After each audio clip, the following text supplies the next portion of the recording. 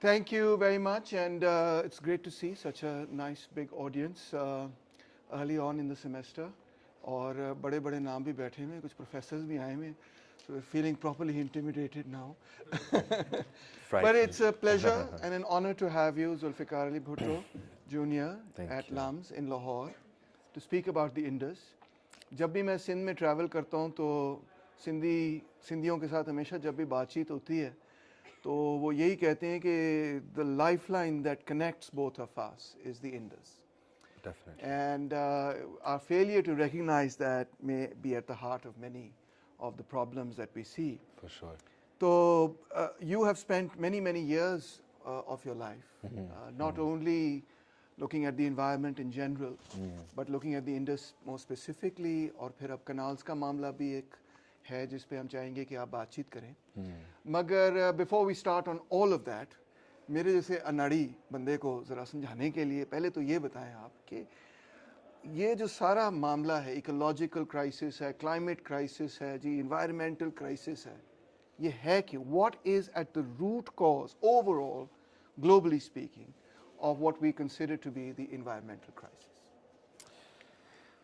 I mean, there's a one-word answer and then there's a long answer. Obviously, the one-word answer is the capitalism or humanity's conquest for economic growth. Is now it should be common knowledge that this is the primary reason for environmental destruction, climate change, etc., because there's a profit incentive to cut down trees, to dam rivers, to dynamite mountains, because each of these are extractive. And we live now in a world of extractive economies, global extractive economies, and centralized systems that are extractive. So if let's say Pakistan is an extractive economy, but it works on the behest of other extractive economies also, right? So we live in a global extractive economy. So this is first and foremost, of course, our reason. And then beyond that, of course, why does no one stop this? Again, capitalism, because capital growth makes the quote-unquote common man or everyday man, woman, work and work and work. And now, as we're seeing the rise in global prices, the rise in inflation, of course, that pareshani is even more. And so it doesn't leave any space in the mind or the imagination or energy even in not even just the everyday human being. I'm not saying the working class, the mazdoor, the kisan. I'm even saying folks like yourselves and families like yours. You're also caught in now this rat race. Okay, now I have to get educated and I have to get a job and I have to make sure I get a job and it has to be a good job because I'm from this kind of family and it has to be good. Where is the space in your mind now to say, shit, we have no water in our rivers, right? Before you can even realize what's happened, it's been taken away from you.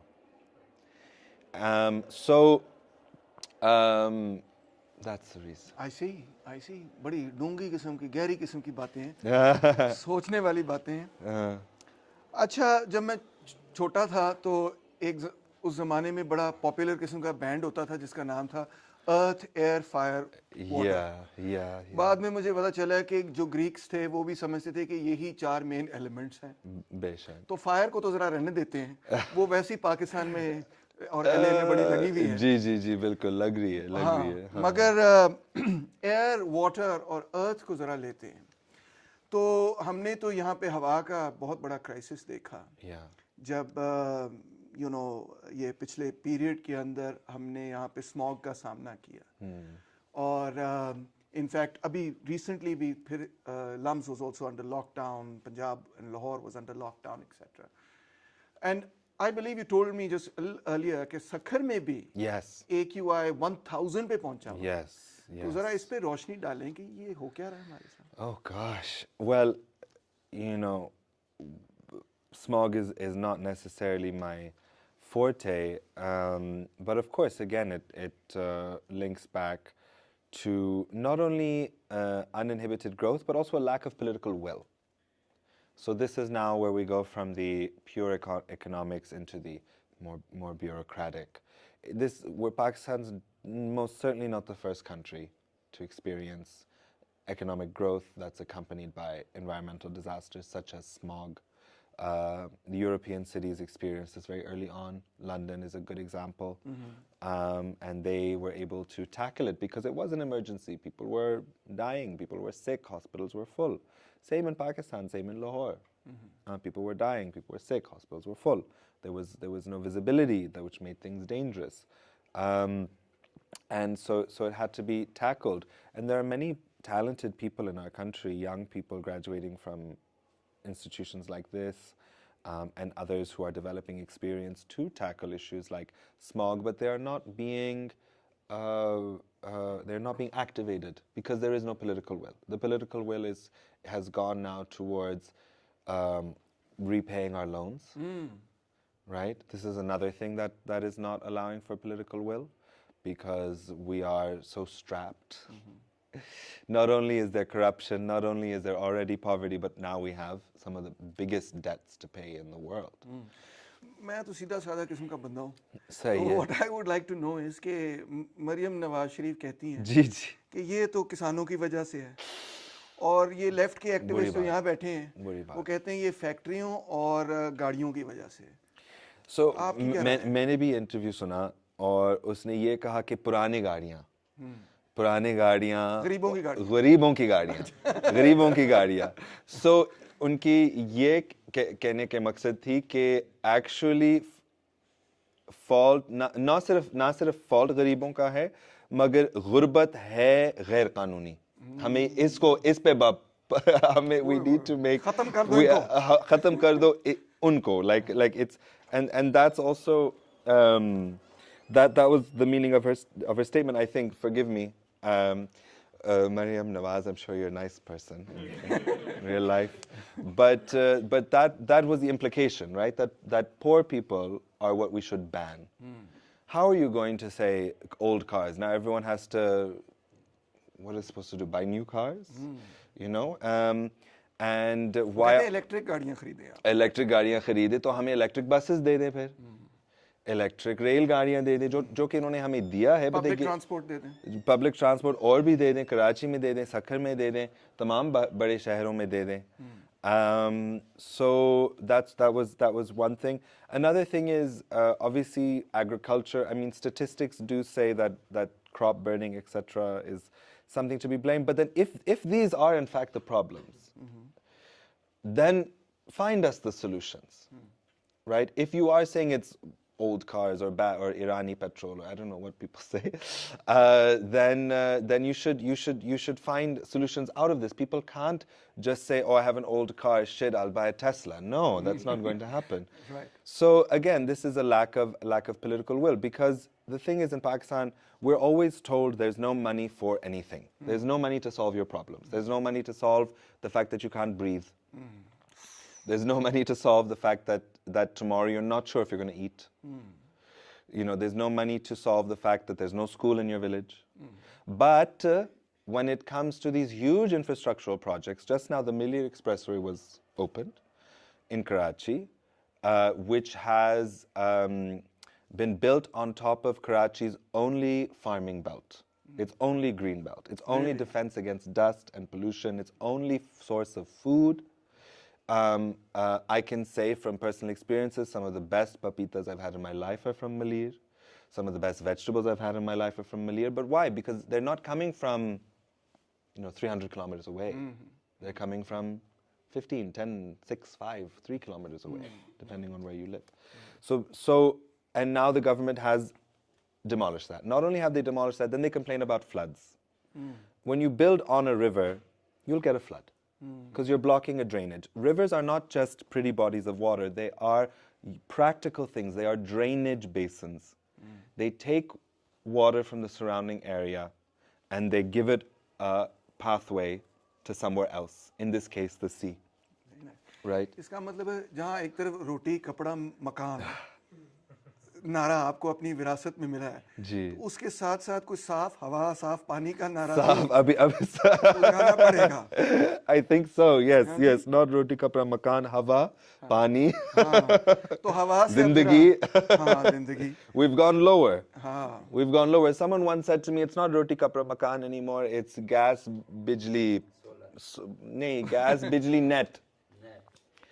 So I was like, are you crazy? This is this was obviously DHA kid, and so I'm a Clifton kid. It's not really that much different. Clifton was the original DHA, but नहीं, हम पहले आए थे. हाँ, हम पहले आए थे. हम तो Clifton के हैं. But still, it was like, no, it's gone. Our standards are. And for one group of society, our standards are here. For another, maybe it's net, bijli, and whatever. So, we were talking about the solutions. Anyway, yeah. हाँ नहीं, अब इस तरह करते हैं ना, हवा से आते हैं जरा पानी पे. Yes. ठीक है ना, आसमान से ज़मीन पर आते हैं. Yeah. Because I believe that's where you have spent a lot of time, and you've looked into that in a lot of detail. In fact, you lived on the Indus. I did. Tell us about that. How long did you live on the Indus? Alhamdulillah, I lived on the Indus for 2 weeks. I joined the WWF survey. So every 5 years, a survey is done to count the population of dolphins on the Indus. And you take a boat, basically, 2 boats, 3, including there's a kitchen boat. And so there's 3 boats, and you can't use a motor because the dolphins get scared. So you go upstream to downstream, just floating on it. Yeah, we did 35 kilometers a day on average, or 30 kilometers a day on average. If we were lucky, we got to 35. The boat had a sail or what? No sail, just some mohane, Achha. some fisher folk who were very enthusiastic, and with the chappu, thank you.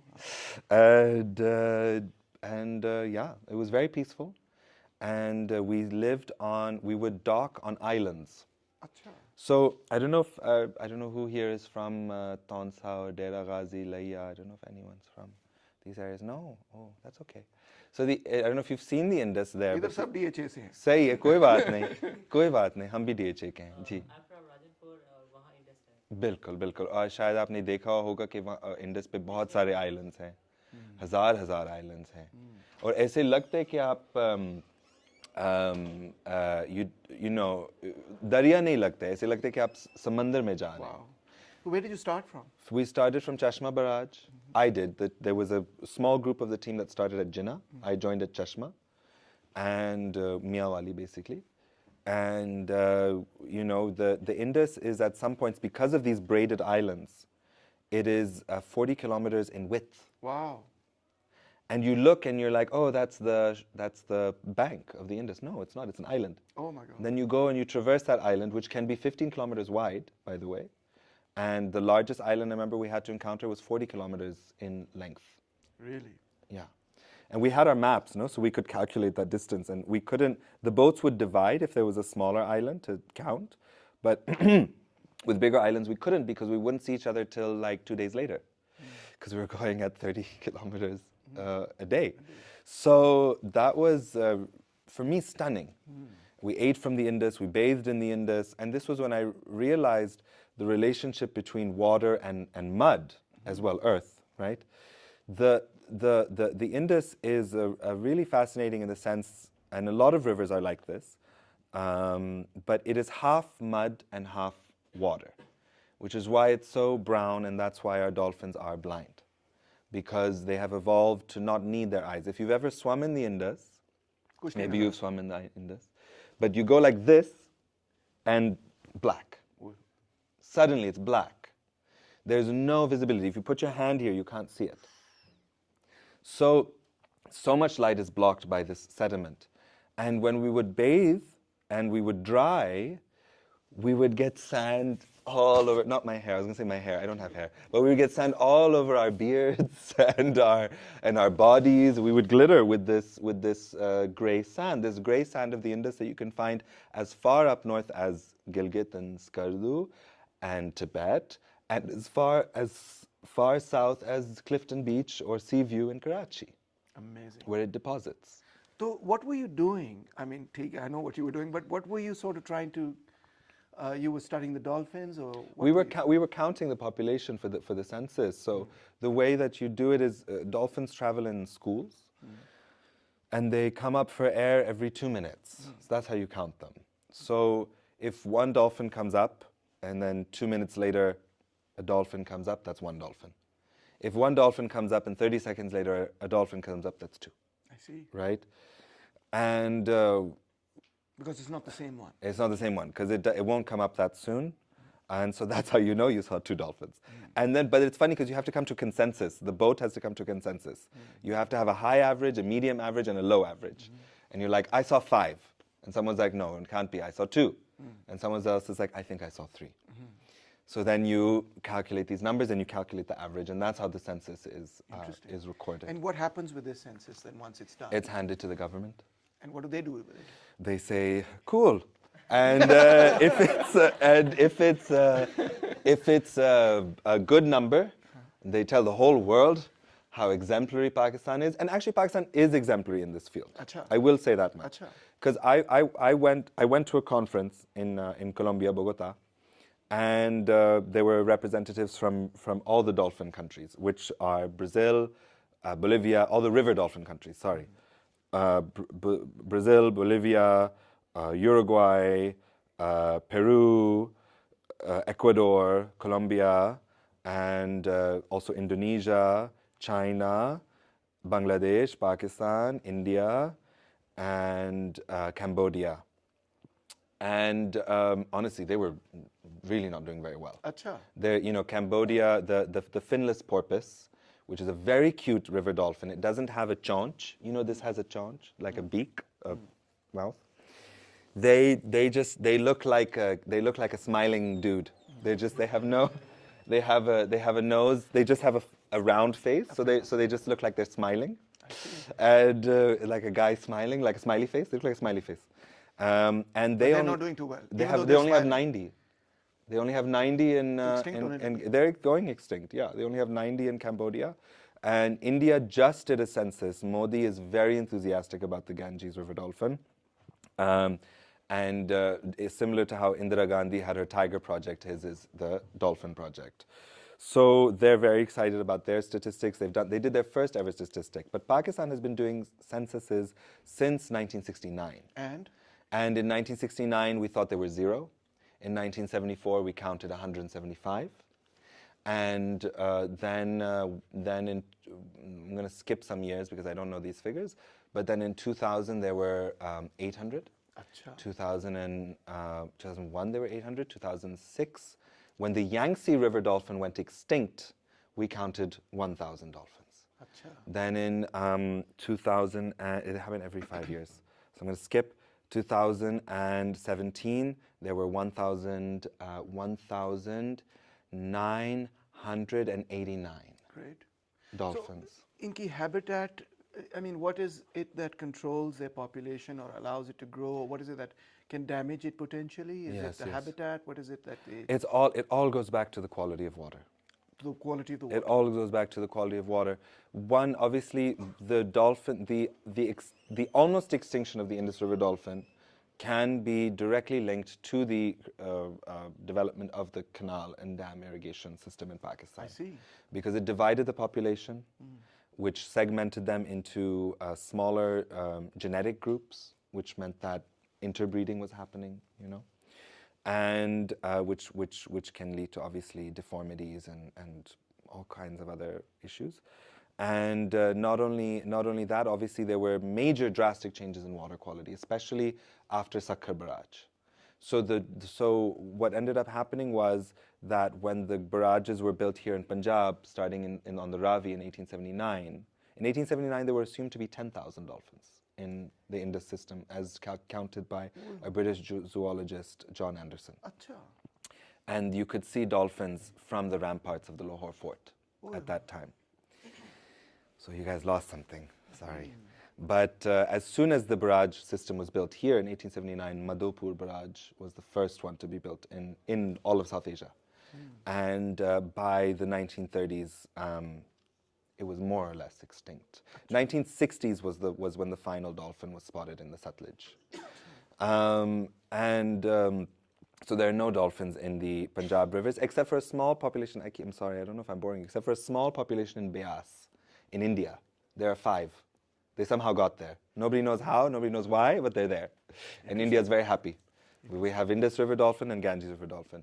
So the population went through a huge decline then. When Sakhar Barrage was built, again, it went through another decline. But by the time the Indus Water Treaty was signed in 1960, you had all these other barrages built. Jinnah, Chashma, Taunsa, Kotri, Guddu. These were all built under the watchful eyes of the international community and Ayub Khan in his then green initiative.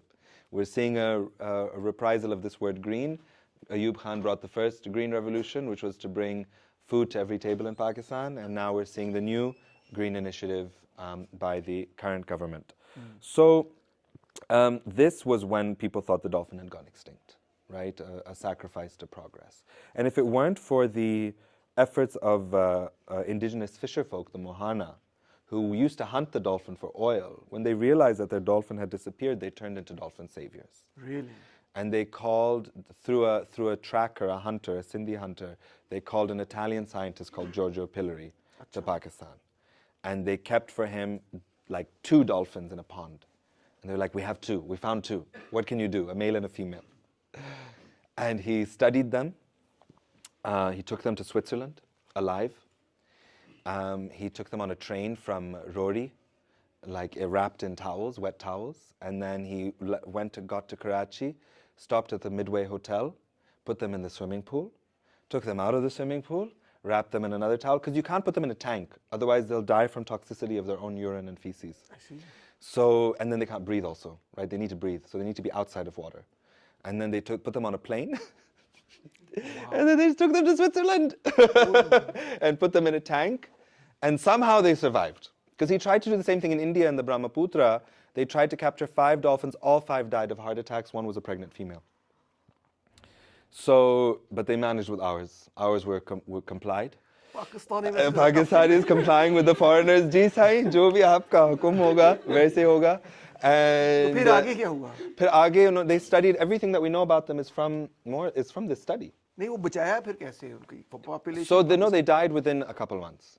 They couldn't survive in a captivity. So if anyone tells you that the best way to conserve cetaceans or dolphins and whales is to put them in a tank, it's actually like, no, that's actually the worst thing to do. You just leave them alone where they're supposed to be.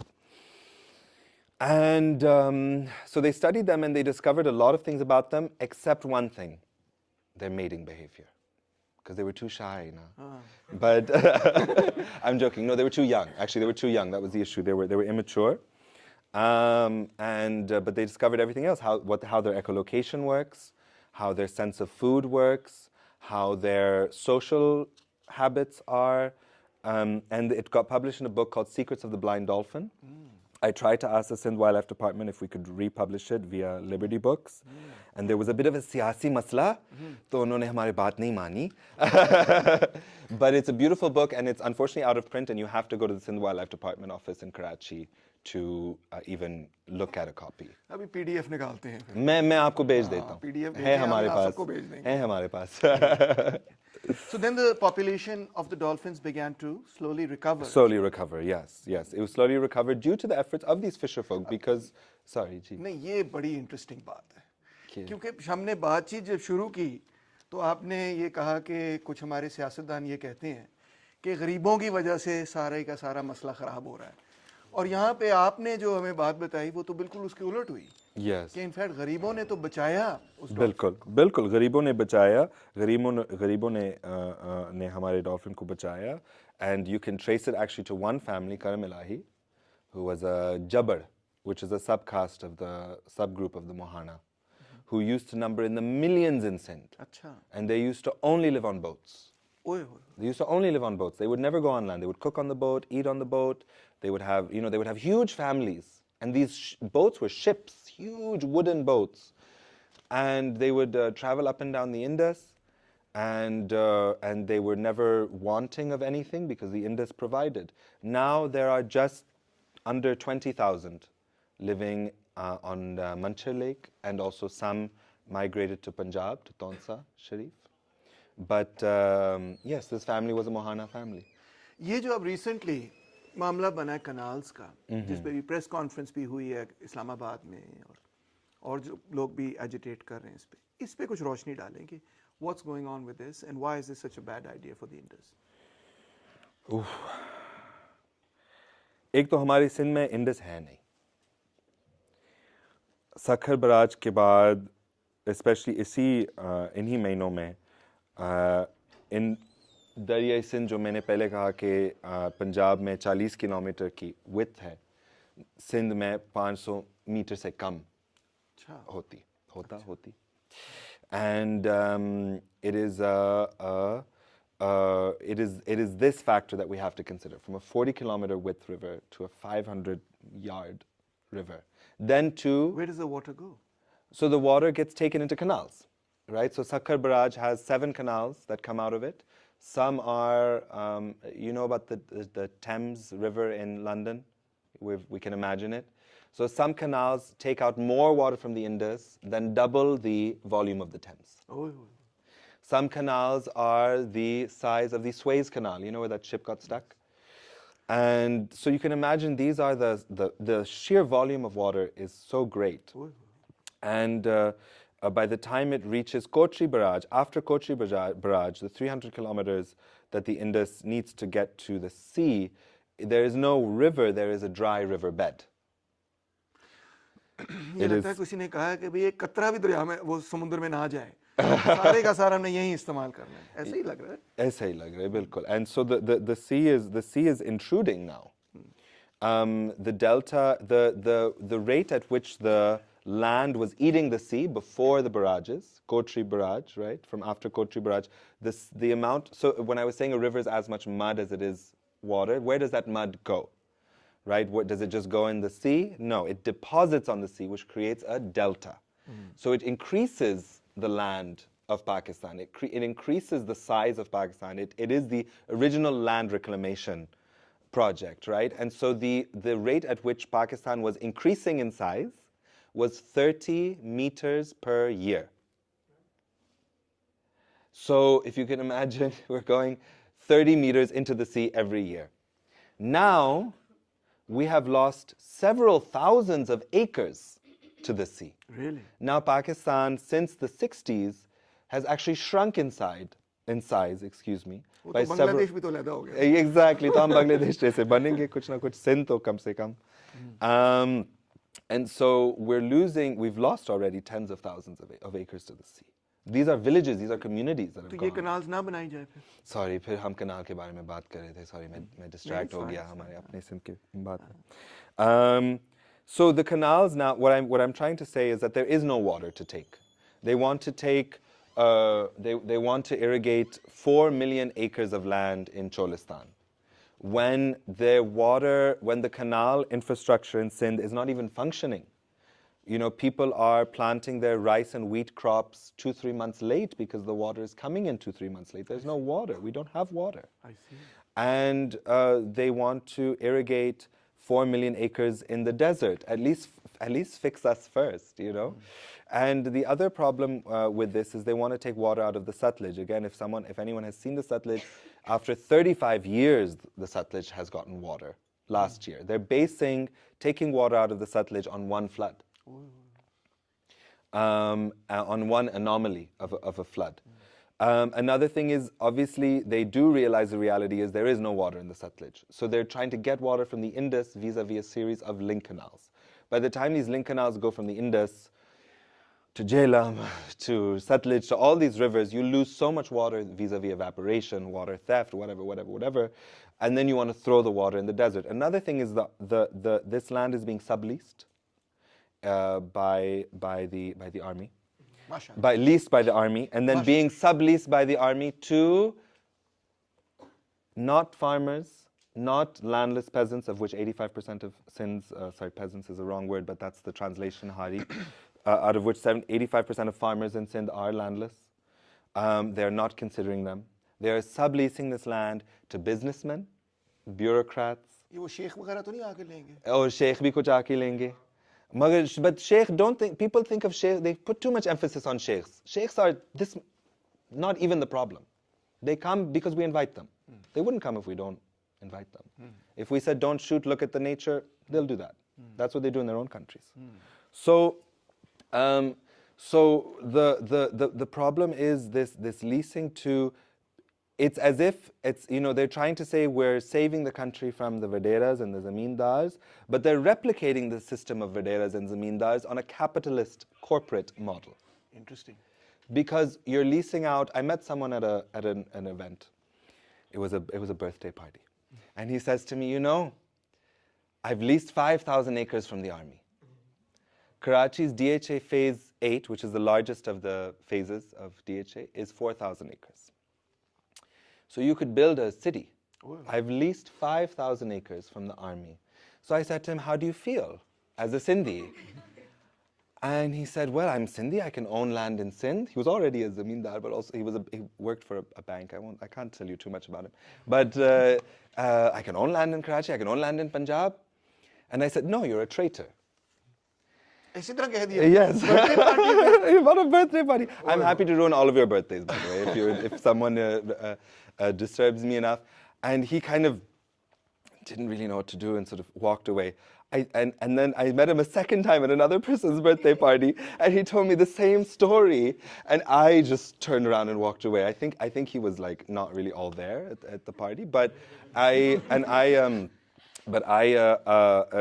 that's what I'm trying to say through this anecdotal thing is that this is the type of people that is being leased to. I think in some way we can say that, okay, Pakistan has problems. The way to fix these problems is sadly to divert water from one place to another and redistribute this wealth to people who have none. I could potentially get on board halfway through there. If it weren't for the imbalance between... The class imbalance. Well, yes, because why Pakistan has not seen any progress in the past 77 years because we keep relying on, we keep falling back on these old systems where one particular class of people conglomerates as much of the wealth as possible. Before nationalization, of course, the figure was 22 families owning 80% of the wealth. What was it? 90% of the wealth, right? Industrial assets. Of industrial assets, right? So this was where we fell back on at one point. Before land reforms, I'm not sure what the statistics were regarding that. Then, of course, we had a period of socialism, nationalization. We experimented with land reforms. And then after 5 years, the whole thing was reversed. And again, we fell back on the exact same systems that were keeping people poor and downtrodden to begin with. So,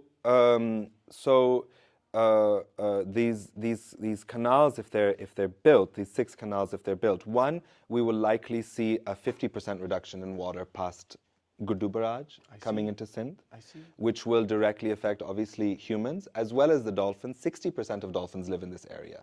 Dolphins need deep water. Dolphins need flowing water. They'll go extinct. They'll go extinct. And likely the river will disappear past Sakhar Barrage. और ये सारे businessmen के लिए. And all the businessmen from Sindh will move to Punjab. But I think also, it's funny because when I say Sindh and Punjab, immediately we get a little riled up on a provincial level. I'm not trying to do that. If I could say words like Upper Indus and Lower Indus, I would say that. Because the fight is not a provincial fight. The Indus is a single river system that unites all of us. The Indus is as Punjabi as it is Sindhi.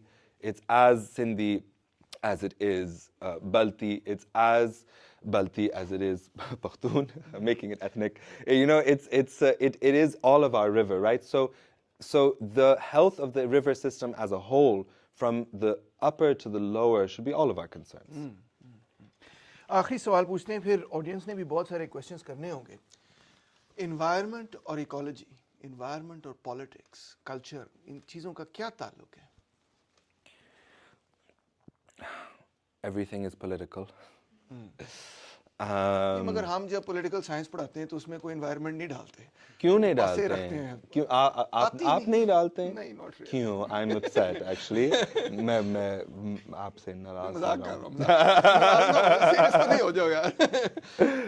नहीं, मतलब आपकी बात बिल्कुल नहीं बिल्कुल सही. I think well, obviously it's political because it affects people. There was a time when we thought that ecology was related to animals. Right? And if you were a nice guy, you liked animals.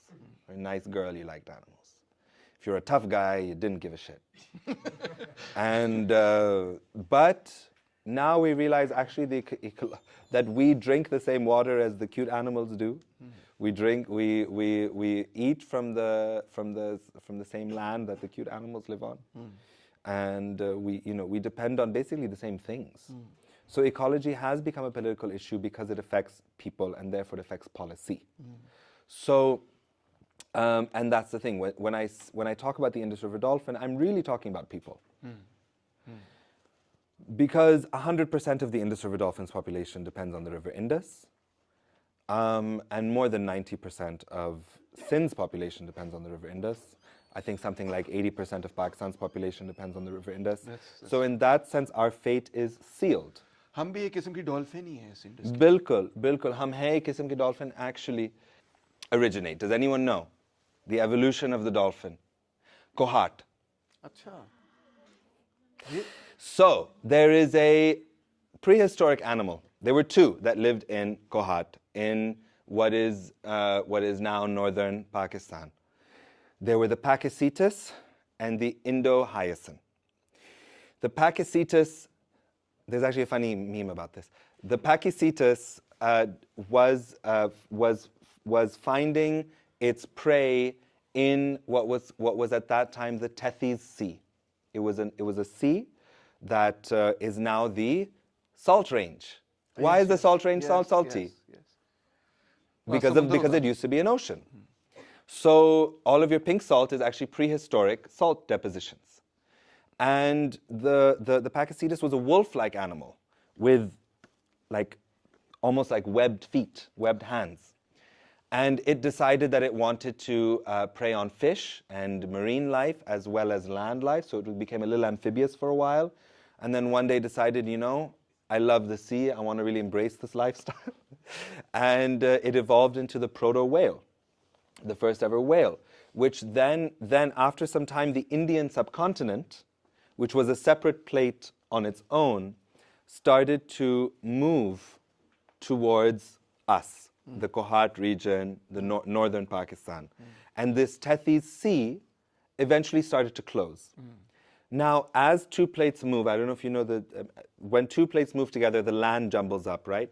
And this process of these two plates moving together created the Himalayas, the Karakoram, the Hindu Kush, all of these mountains we know and love and we associate with the beauty of our country.